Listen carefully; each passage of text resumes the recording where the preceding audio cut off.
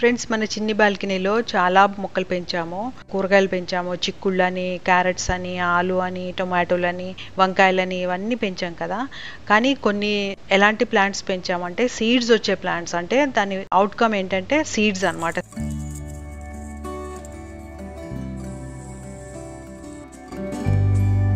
అవి మొత్తం ఇలాగా స్ప్రెడ్ చేసేస్తున్నాను అనమాట. చిప్పకంతా పైనంతా నీట్గా దూతున్నాను చూడండి. ప్లేట్లో పెంచాము, వాటర్ లేకుండా, ఇంకా మట్టి లేకుండా. సో ఇప్పుడు వరకు మీరు మన ఛానల్ని సబ్స్క్రైబ్ చేసుకోకపోతే సబ్స్క్రైబ్ చేసుకోండి. అలాగే లైక్ చేసి షేర్ చేస్తూ ఉండండి. Welcome to Telugu gardener with arts. అలాగే మీరు నన్ను ఇన్స్టాగ్రామ్ ఇంకా ఫేస్బుక్లో కూడా ఫాలో అవ్వచ్చు.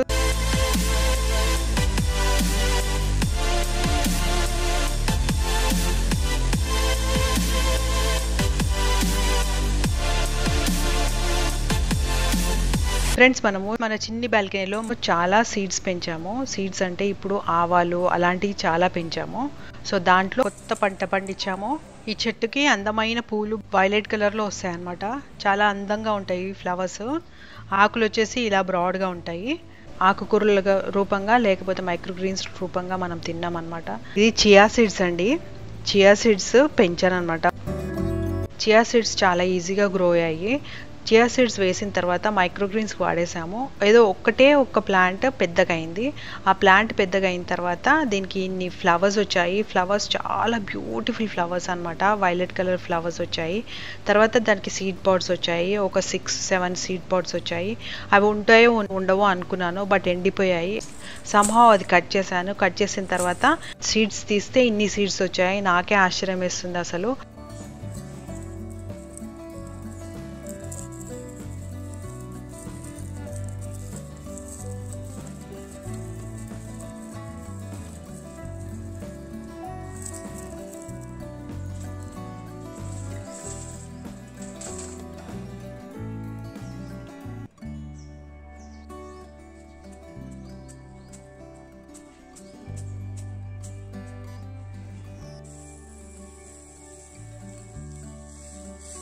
ఫ్రెండ్స్ ఇది చూసారా, కొబ్బరి చిప్పకి జుట్టు పెరిగింది. ఇలా దూతున్నాను, నీట్గా దూతున్నాను చూడండి.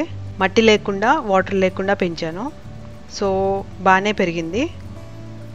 కాకపోతే చాలా లైట్ కలర్లో పెరిగాయి. గ్రీన్ కలర్లో ఎక్కువగా రాలేదు. సో దీనికి మనము చేత్తో ముట్టుకొని చేసే అంత ఇది లేదు, చాలా నాజుగ్గా ఉన్నాయి. So chopsticks hair style చేస్తున్నాను. లైట్గా వైట్ కలర్లో వచ్చేసింది కొమ్మలు కూడా, అందుకే వైట్ జుట్టు లాగుంది.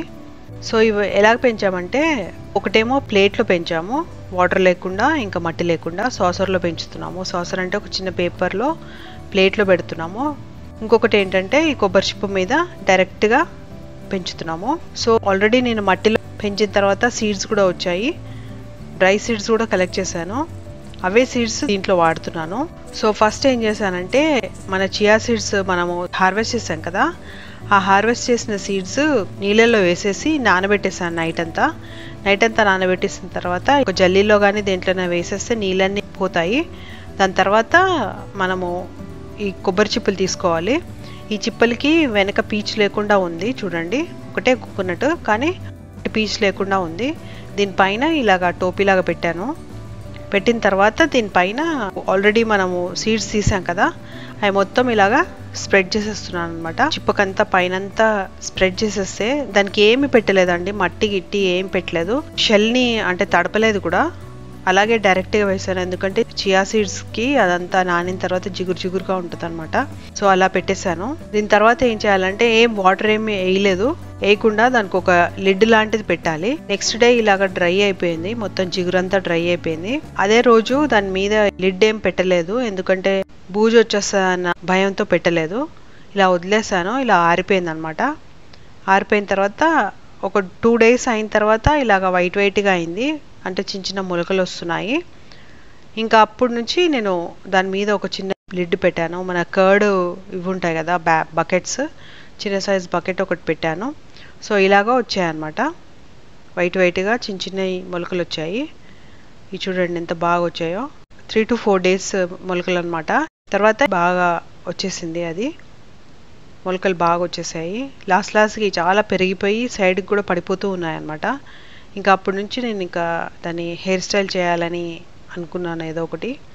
మామూలుగా ఇవి స్ప్రౌట్స్ లాగా తినడానికి లేకపోతే ఒక మైక్రోగ్రీన్స్ లాగా తినడానికి బాగా పనికొస్తాయి.